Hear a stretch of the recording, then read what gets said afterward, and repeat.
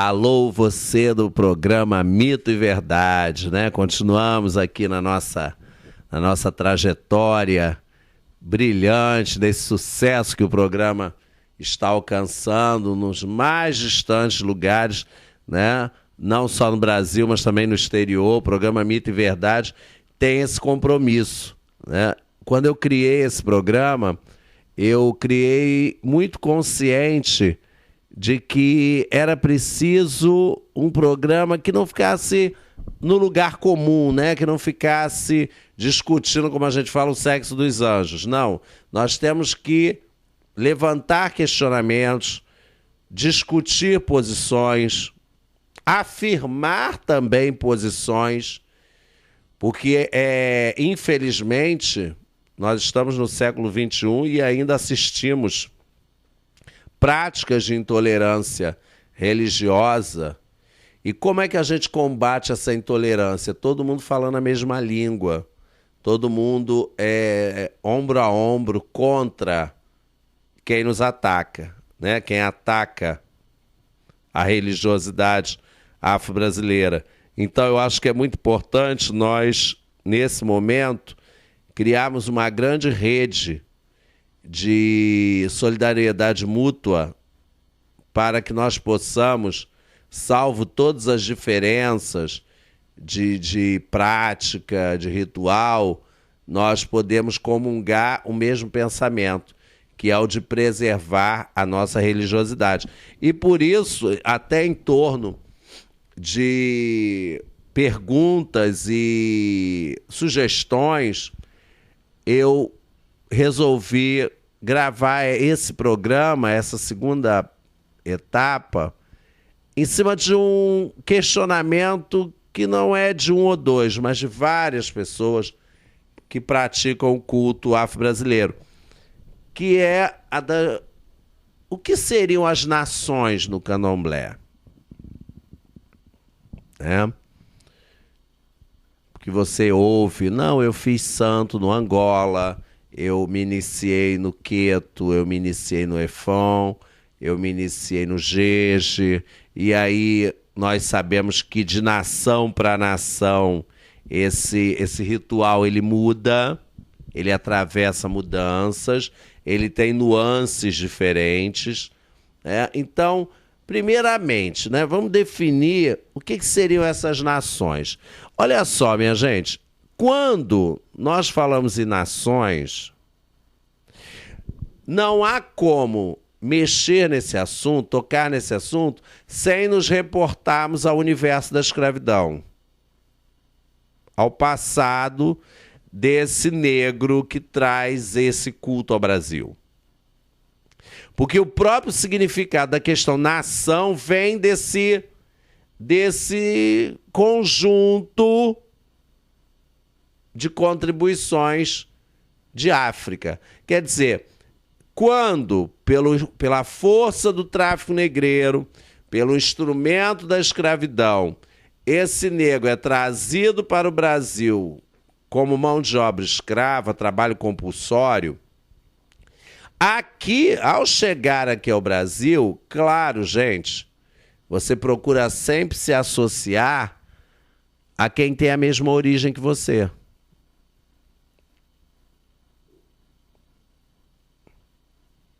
Coisa que o elemento colonizador também fez questão de desestruturar, né? É muito mais fácil dominar elementos que não possuem nenhuma correlação entre si do que dominar um bloco homogêneo. Então, quando esse negro, pelo instrumento da escravidão, ele chega aqui ao Brasil, e aí você tem levas de bantus, levas de sudaneses, você tem nagôs, e nagôs de origens geográficas diferentes, você tem bantus e originários do Congo, também de dialetos, falando dialetos diferentes, marcando uma forte regionalidade. Então, isso tudo entra no universo da religiosidade.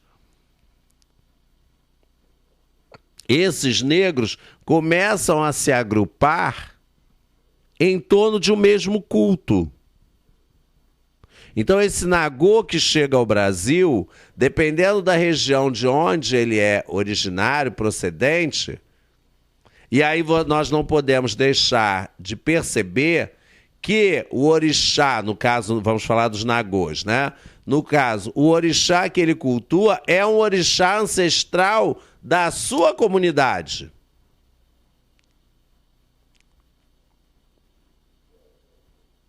Da sua cidade-estado.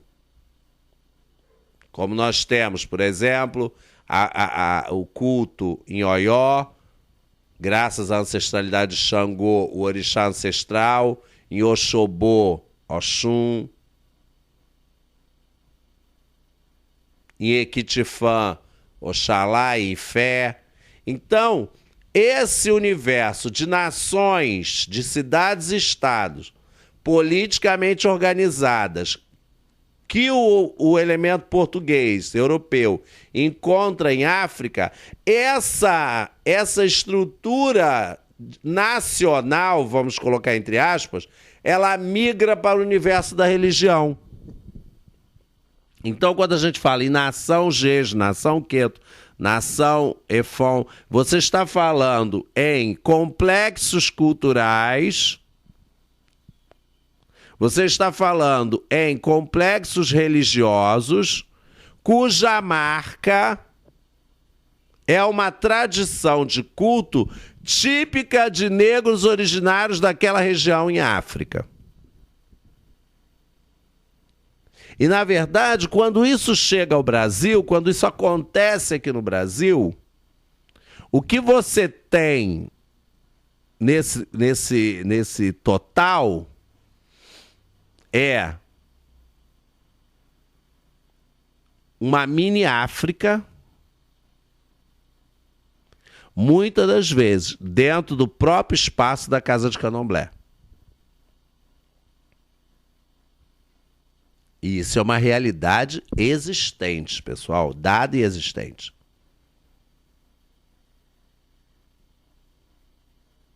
E ao longo do tempo, essas migrações, essas transições de prática, de tradição de culto, esse tecido religioso, ele é bem dinâmico, né? Você tem, e a gente vai falar disso, você tem muitas das vezes um elemento que pratica uma tradição nagô, colocando a sua influência de culto na casa de um elemento, por exemplo, de tradição Angola. Isso acontece muito nos primeiros tempos. Aí muita gente pergunta, mas isso é o quê? É uma colcha de retalhos? Não. Se você falar isso, você está minimizando a coisa por falta de conhecimento. Não.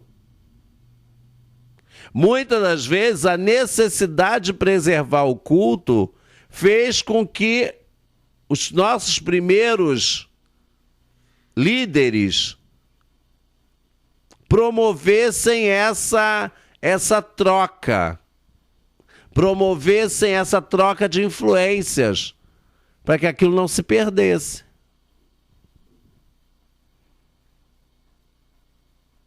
E não é difícil de entender, é fácil. Agora, o mais importante é definir que essas nações, elas praticam um ritual que basicamente em todas elas possuem características semelhantes, mas o que marca, vamos dizer assim, aquela nação, aspas, já que a gente está tocando nesse assunto, o que marca é cada uma tem um emblema diferente no seu ritual, cada uma tem uma forma própria, e aí é uma questão de identidade. Cada uma tem uma forma própria de praticar aquele ritual. Vou explicar melhor. Em todas elas, Queto, Jeje, Angola, Nagô, Efon, em todas elas você tem iniciação. Interessante, né? Em todas essas você tem iniciação. Mas a forma como a iniciação é praticada varia, porque cada uma tem uma tradição ancestral diferente. É isso que eu quero deixar claro. Existe o aspecto da iniciação, mas cada uma pratica de acordo com a herança ritual que recebeu. Então você vai chegar numa casa de tradição Angola, a iniciação é de uma forma, você vai chegar numa casa de tradição Jeje, a iniciação é de outra forma. Dentro de uma mesma tradição você tem, vamos dizer assim, processos distintos. Você tem os que seguem a tradição Jeje-Marim, os que seguem a tradição do Bogum, e aí de uma tradição para outra existem nuances, de aspectos que diferenciam, apesar de ser a mesma forma de pronunciar, o mesmo vocabulário, mas existem diferenças. Dentro da própria tradição Quetu, você tem um axé praticando a iniciação com uma nuance de diferença em relação ao outro, até porque, olha só, aquela nuance de diferença se torna um emblema daquele axé. E nós temos isso até hoje. E não quer dizer que esteja errado, não quer dizer que isso é uma salada, que é uma coisa difícil de compreender. Não é fácil quando você olha por este lado, quando você tem essa visão cultural, que é preciso ter um emblema, é preciso ter uma marca para diferenciar um culto, uma prática da outra, mas que no final vai resvalar na mesma iniciativa, vai resvalar na mesma vontade, vai resvalar na mesma direção. O que muda são os caminhos, são as características. O que muda são as formas de lidar com aquele culto. O que muda são as tradições. Porque um elemento que possui uma tradição, por exemplo, o Nagô, ele não tem a mesma leitura de um elemento de tradição bantu.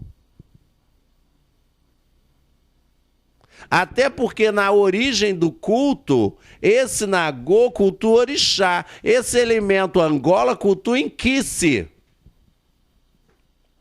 Esse elemento de tradição Jeje cultua Vodum.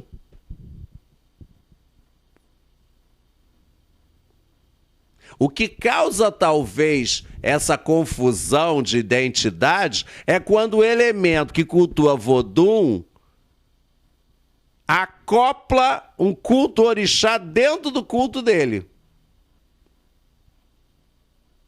É quando esse elemento, por exemplo, de tradição Nagô, acopla dentro do culto da sua casa um Inquice do Angola. Então, se ele não é conhecedor daquela tradição de culto, isso vai ter perfeição? Eu discuto. Eu acho muito importante, minha gente, olha só, e aí eu estou falando, Babalorixá, Lando Oxaguian, eu acho muito bom mexer naquilo que eu conheço.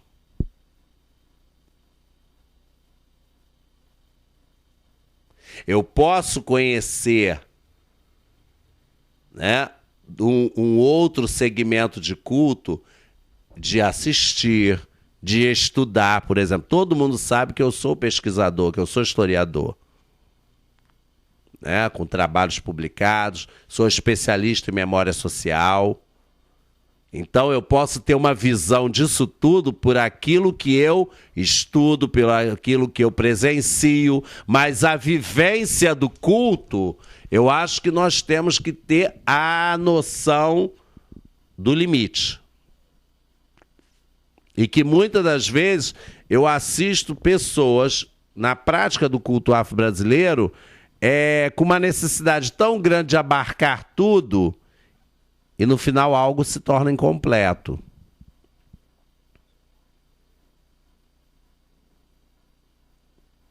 Eu acho muito cruel, isso eu estou falando a minha visão, a minha postura. Quando chega alguém, por exemplo, eu sou praticante de uma tradição nagô, né? Quando eu falo em tradição nagô, pessoal, quero deixar bem claro o seguinte, quando você fala em tradição nagô, você fala em Queto, você fala em nação Efon, todas essas nações, o Queto, o Efon, fazem parte de um complexo cultural nagô. Tá? Todas essas nações fazem parte desse complexo cultural nagô.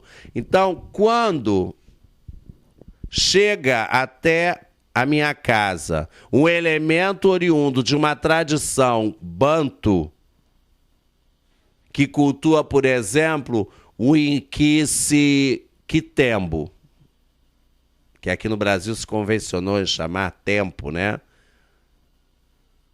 Eu sou muito franco, eu sou muito verdadeiro. Eu encaminho essa pessoa para uma casa de tradição que cultua aquele Inquice.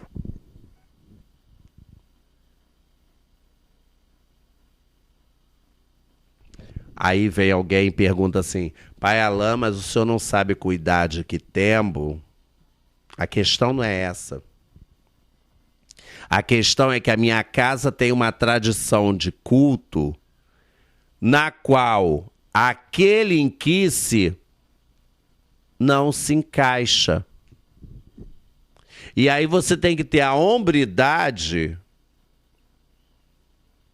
e marcar a sua identidade e encaminhar aquele iniciado, aquela pessoa que está para se iniciar, para uma instituição que cuide daquela energia.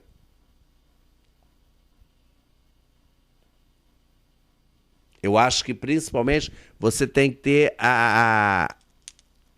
você tem que praticar a verdade.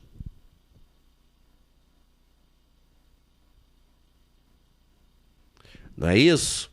Quando você organiza a sua casa de acordo com a sua tradição, eu cultuo orixá. Eu cultuo orixá.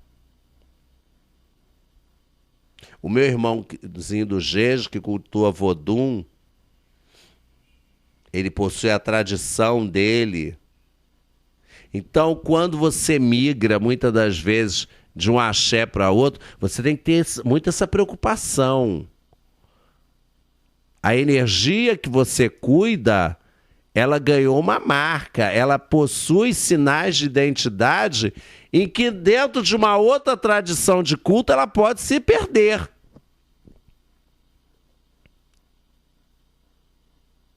Eu acredito nessa visão.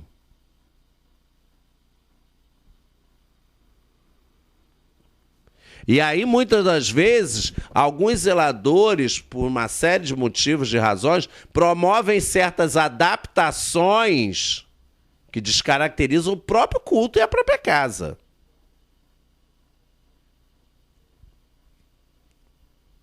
Promovem algumas assimilações, algumas aproximações que, no final, o indivíduo não sabe nem qual é a energia que ele cultua.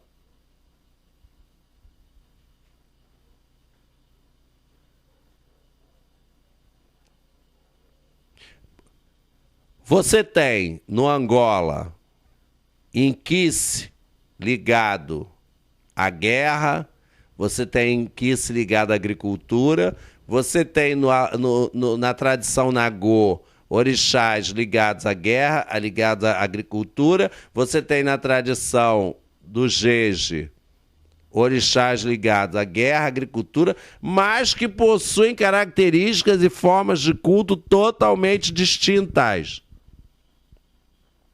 E o que eu assisto hoje em dia é muita gente promover essa mistura e acabar com a identidade daquela própria energia que está plantada naquele Eledá, daquele iniciado.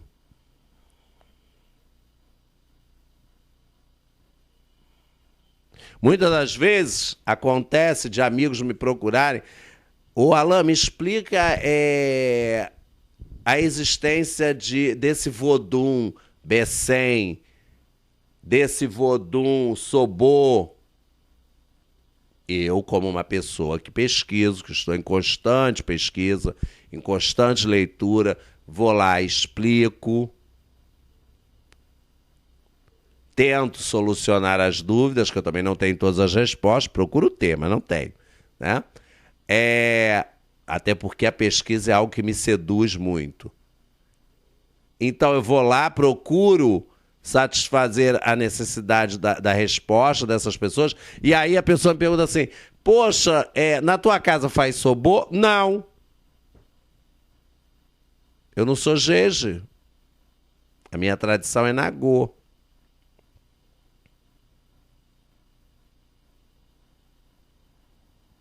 Então, e aí eu explico aquilo a quem está questionando e, ao mesmo tempo, procura uma casa de tradição que cultue esse Vodum. Senão, pessoal, sabe o que é que eu acredito? Fica uma mistura que no final você não sabe nem o que você está fazendo. Então é muito bom nós colocarmos a mão naquilo que nós temos conhecimento. Acho mais verdadeiro e mais honesto. Axé para você.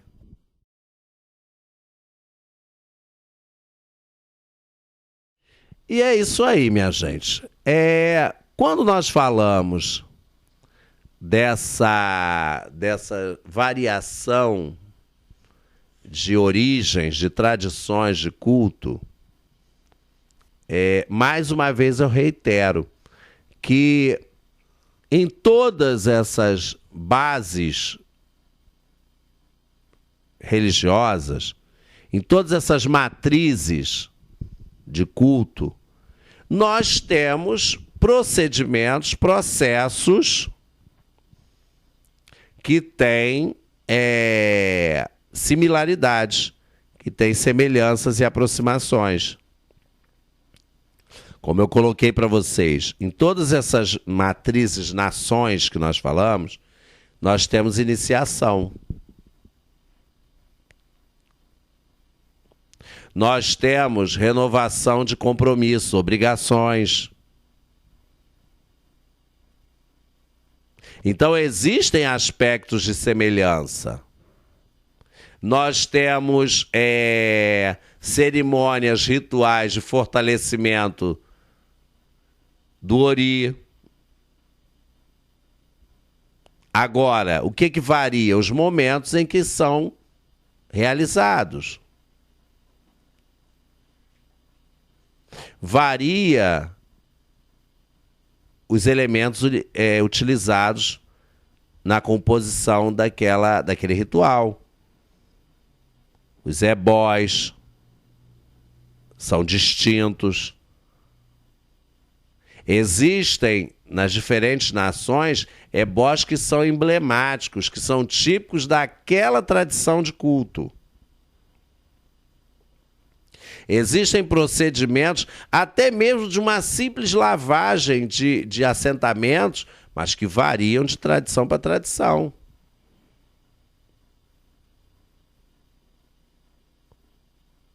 Como nós temos também procedimentos que aparecem em todas essas tradições de culto. Vou dar um exemplo básico.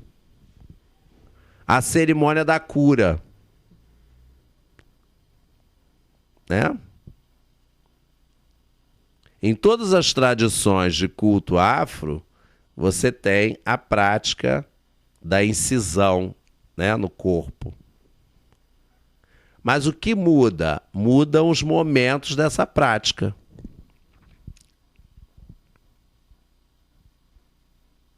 Mudam os momentos dessa prática. Até porque a cura também é um elemento de identidade, né? Nós vivemos numa sociedade, aí eu vou voltar àquele aspecto, né, do ocidental. Nós vivemos numa sociedade na qual é preciso a comprovação da realização dos seus rituais. Eu já assisti, até mesmo na minha casa, muitos iniciados falaram: pai, faz a cura bem marcada para saberem que eu fiz santo. Isso acontece. E aí o que muda? Vou te dar um exemplo, já que a gente está falando em incisão, em cura, vou te dar um exemplo. Há muito tempo, até pouco tempo, existia uma tradição de, na Sexta-feira Santa, né, a abertura de curas para a proteção, para fechamento do corpo. A gente ouvia muito isso. Muitas casas de tradição Angola, de tradição do Jeje, do próprio Quetu, praticam ainda até hoje esse ritual, né? Aí outro dia me perguntaram: pai Alain, por que o senhor não abre cura na Sexta-feira Santa? Aí eu vou dar a minha visão. Não, volto a reiterar, não é via de regra. Mas aí eu falo o seguinte: olha só, Sexta-feira Santa, que é um feriado católico, que o meu orixá não... Eu digo é a minha convicção, é a minha crença, é a crença do pai Alain. O orixá não conhece quaresma. Quaresma é período de reflexão para os cristãos. Respeito todas as casas que ainda mantêm a tradição, né, de cobrir os ibais, de permanecer 40 dias sem movimentação, sem jogo, sem dar comida a Exu. Respeito todas essas tradições. Porque todas elas são produto de passagens, né? De transmissões. Aquilo foi transmitido de geração a geração, e isso é muito importante. Eu, como historiador, respeito muito essas tradições. Mas na minha prática cultural, o meu orixá que eu cultuo não sabe o que é quaresma. O meu orixá que eu cultuo, o dia santo para ele é o dia da iniciação dele.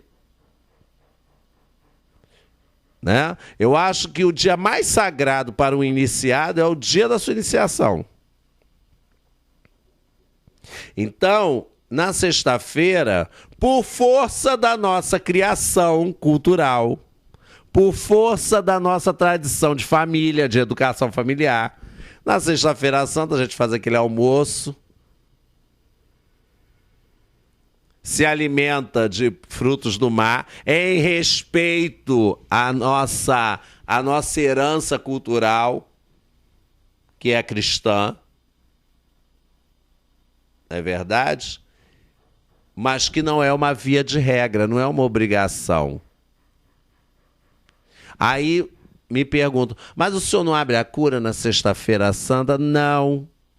Porque se eu estou fazendo uma incisão no corpo, eu estou promovendo o derramamento de sangue, de egé. E aquele dia não é um dia consagrado para Oxalá? Então, às vezes, pessoal, a gente tem que se preocupar com as próprias contradições. Por que eu vou derramar egé num dia que é sagrado para um orixá fum-fum?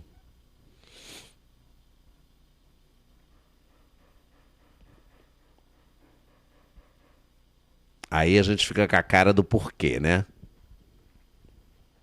Eu não vou promover esse derramamento de sangue, né?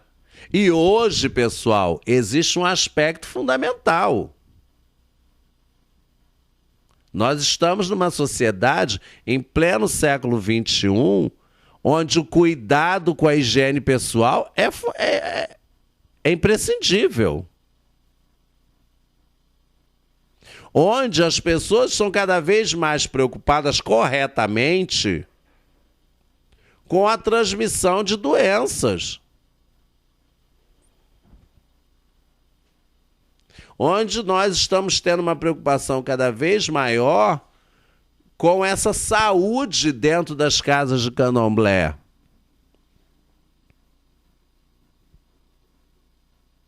Então são todos aspectos que nos levam à reflexão.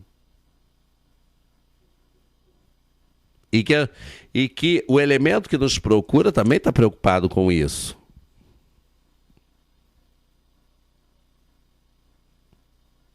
Não é uma realidade que nós estamos assistindo?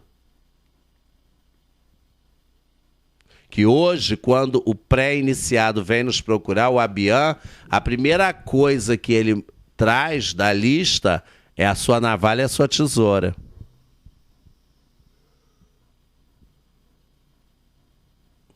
Que ele também está preocupado. Então, minha gente, é um conjunto de coisas que hoje não há como fechar os olhos para essas situações, que são recorrentes, que acontecem dentro das nossas casas. Não acontece na casa do vizinho, acontece na nossa casa. Então, na Sexta-feira Santa, eu promovo uma liturgia ligada ao Oxalá, onde o axé que é transmitido, porque o mais importante é a transmissão do axé, da energia, é via oral. Não há incisões no corpo, é via oral. Porque o mais importante é você transmitir aquela bênção. O mais importante é você transmitir aquela positividade para aquela pessoa. Então, eu acredito muito que nós, para mantermos a tradição do culto, que nós, para podermos manter a nossa ritualística, a nossa essência, nós precisamos promover adaptações dentro desse ritual, dentro desse culto. Agora, adaptações essas que não descaracterizem a prática.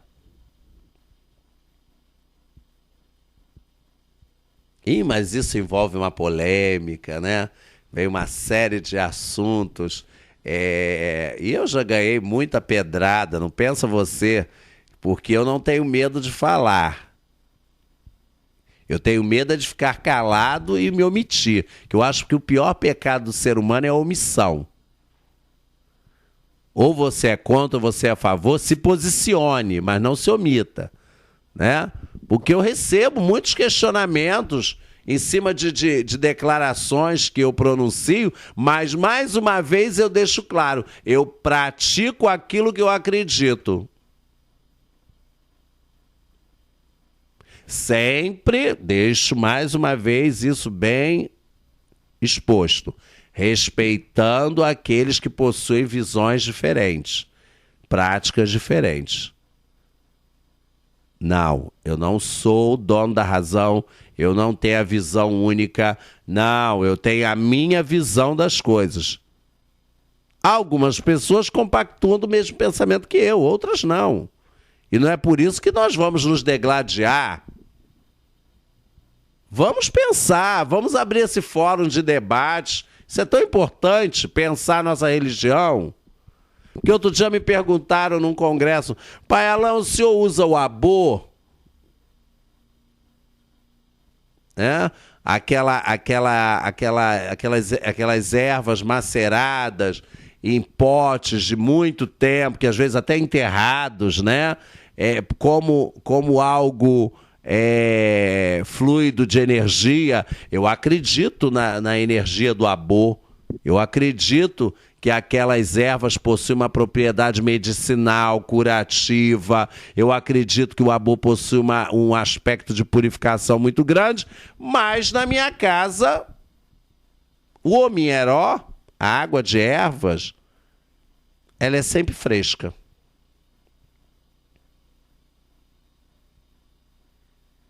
Você pode ter certeza, você que me procura, para promover um ebó, para promover uma cerimônia de purificação, um bori, que aquela erva que está sendo ministrada a você, ela foi quinada bem fresca.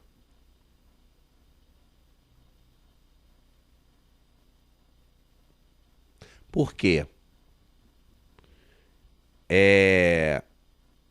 Eu tenho uma preocupação muito grande, gente, com a questão da saúde. Eu acredito na propriedade curativa daquelas ervas, na propriedade ritual que elas possuem. Mas eu também percebo que uma água parada há muito tempo, ela cria larvas, ela entra em estado de putrefação, aquelas ervas, né? E que, de repente, aquela longevidade daquele omieró pode atingir alguma parte do seu corpo.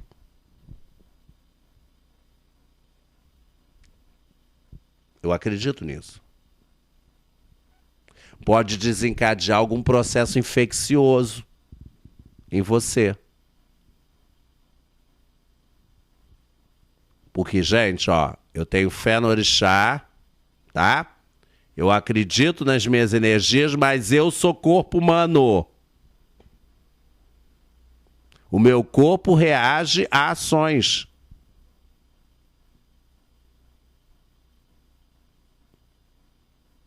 Então, de repente, você tem uma úlcera gástrica, de repente você tem uma gastrite e aquele elemento não vai fazer bem para o seu corpo. Aí, uma pessoa com pouco de visão, com visão resumida, limitada, fez mal porque a pessoa está em dívida com o orixá. Gente, vamos começar a pensar um pouco.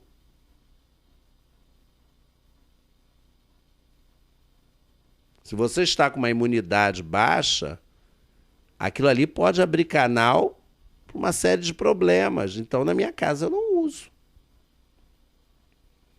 A minha ervinha que eu quinei há 2 horas atrás vai fazer o mesmo efeito, porque ela foi cantada, ela foi rezada, ela foi preparada, ela foi separada ritualisticamente. Não é o período de processo que vai contribuir. Então é isso, minha gente. Vamos começar a desmistificar algumas coisas, que aí eu acho que a religião vai sobreviver. Axé para você.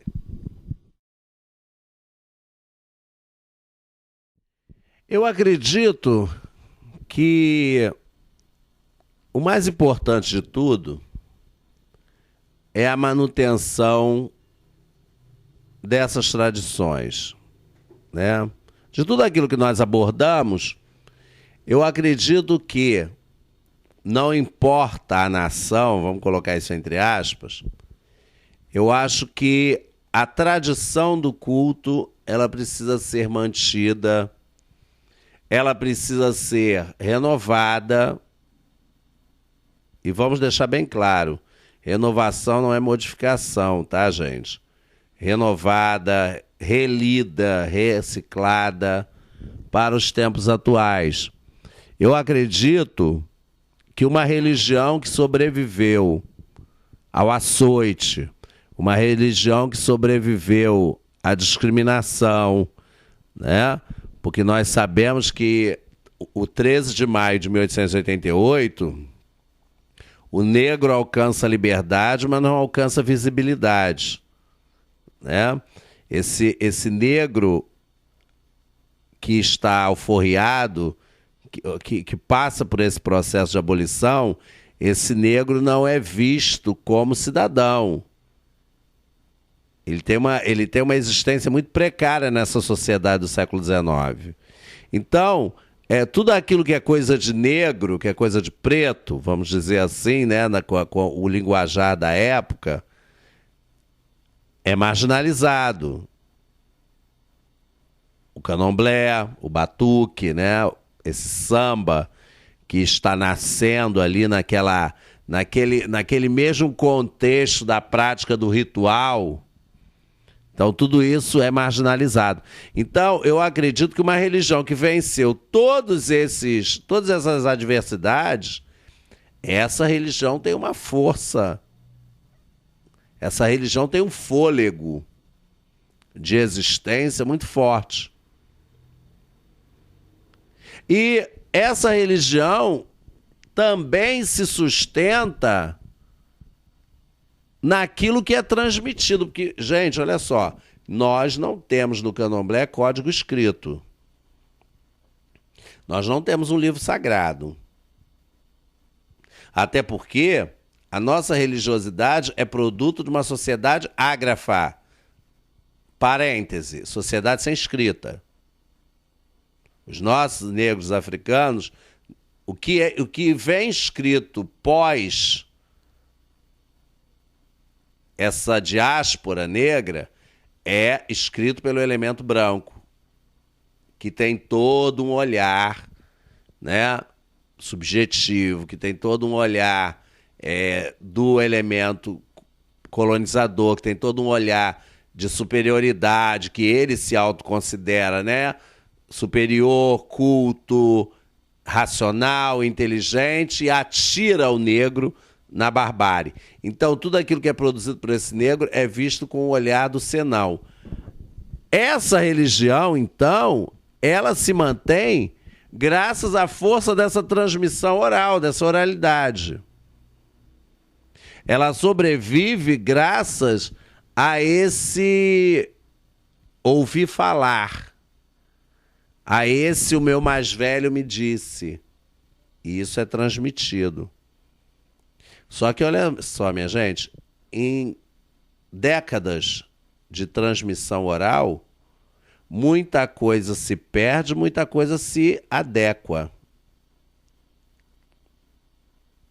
Né? Muita coisa se dilui nesses contextos históricos diferentes e muita coisa sofre modificações, adaptações e que, deixando claro, essas adaptações fazem com que o culto sobreviva. Hoje, existe uma maior visibilidade das religiões afro-brasileiras? Sim. Claro, os tempos são outros. Há uma maior democratização desse espaço religioso.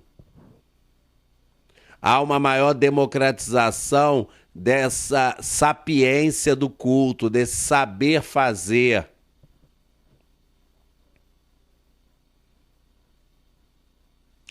Agora, eu acredito também que todos esses aspectos precisam ser revistos. Nós, vou falar principalmente candomblecistas, né, que eu sou, nós candomblecistas precisamos sentar mais e discutir mais, apontar sugestões, apontar soluções, olhar lá na frente. Porque nós estamos numa época em que a dinâmica das transformações ela é muito rápida. E nós hoje estamos no candomblé do computador, da gravação, do registro iconográfico, né, a filmagem. Isso tudo faz parte do nosso cotidiano. E a nossa religiosidade está inserida nesse processo. Nós fazemos parte de uma sociedade onde cada vez mais nós temos recursos de memória, porque a quantidade de atividades diárias é tão grande que o esquecimento é fatal. E aí eu acho que a gente precisa repensar esse cotidiano. Nós temos que usar esses instrumentos de memória para justamente não deixar com que o que nós temos de acervo religioso se perca, e não importa a nação, não importa a tradição.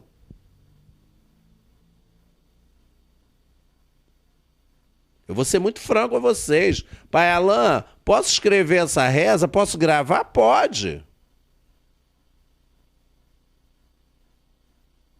Aquilo é um registro, gente. Que daqui a 50 anos vai ter alguém escutando eu rezar, aquele adorar, né? Para o determinado orixá. Então aquilo não vai morrer, aquilo vai se perpetuar. Eu acho que nós temos que pensar, e mais uma vez eu vou deixar claro, não importa a nação, não importa a tradição, nós temos que pensar na sobrevivência do culto. Na sobrevivência do ritual, mesmo que esse ritual tenha que passar por algumas realocações.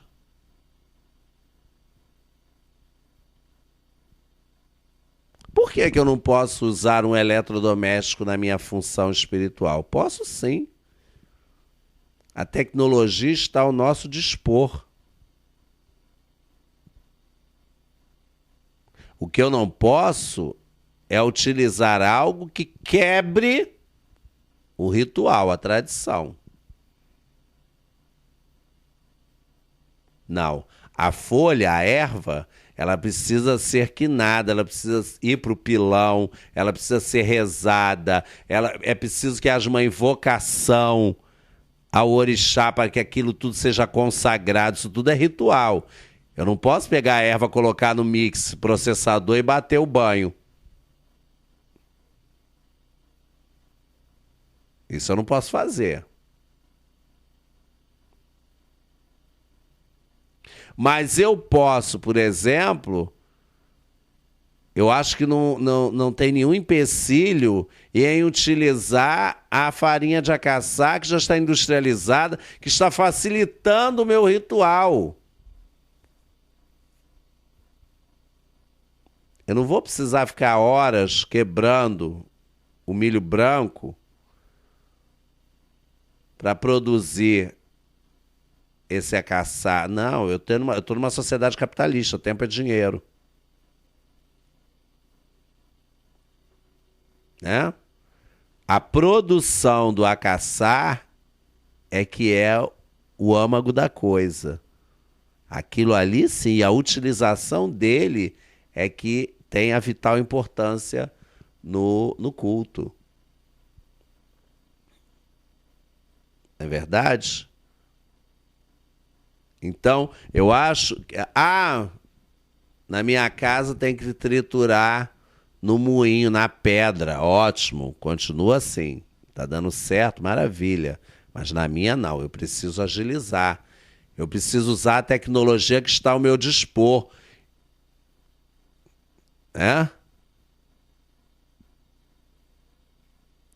No período da idade do Neolítico, não houve a domesticação das plantas, a agricultura. Ogum não traz os utensílios necessários para o arado. Isso foi o quê? Progresso, gente.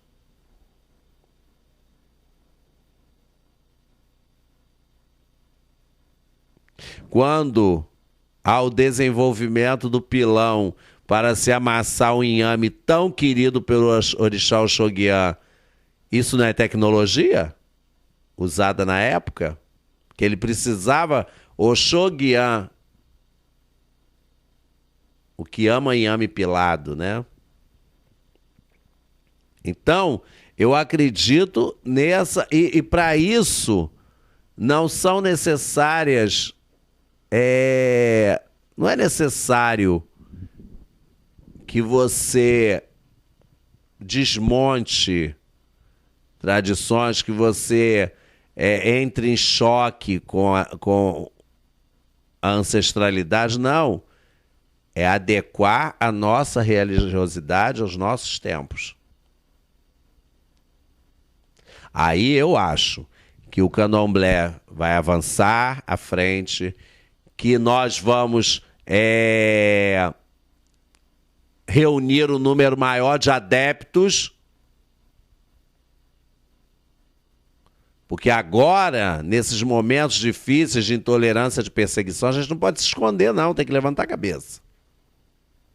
E quanto mais gente na nossa luta, opa, melhor. Porque nós novamente estamos no momento de afirmação.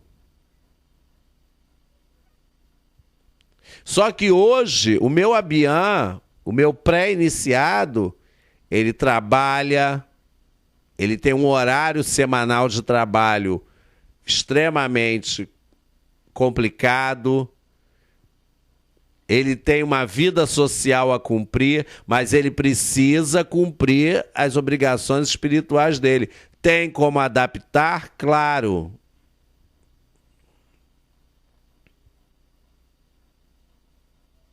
A nossa religião hoje é uma religião onde nós possuímos adeptos em todos os segmentos sociais.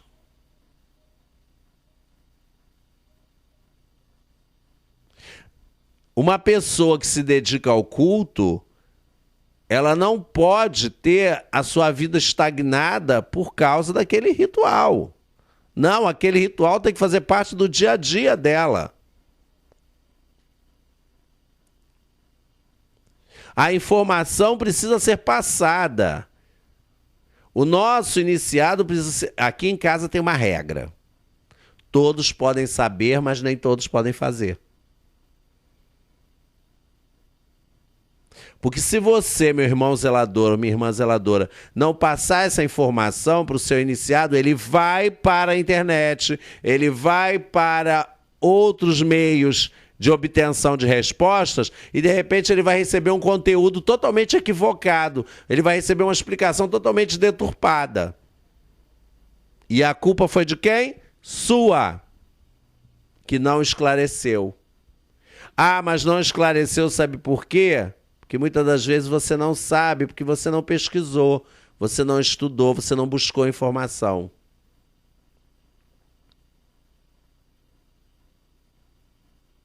Porque há muito tempo atrás, nós fomos uma religião de um segredo onde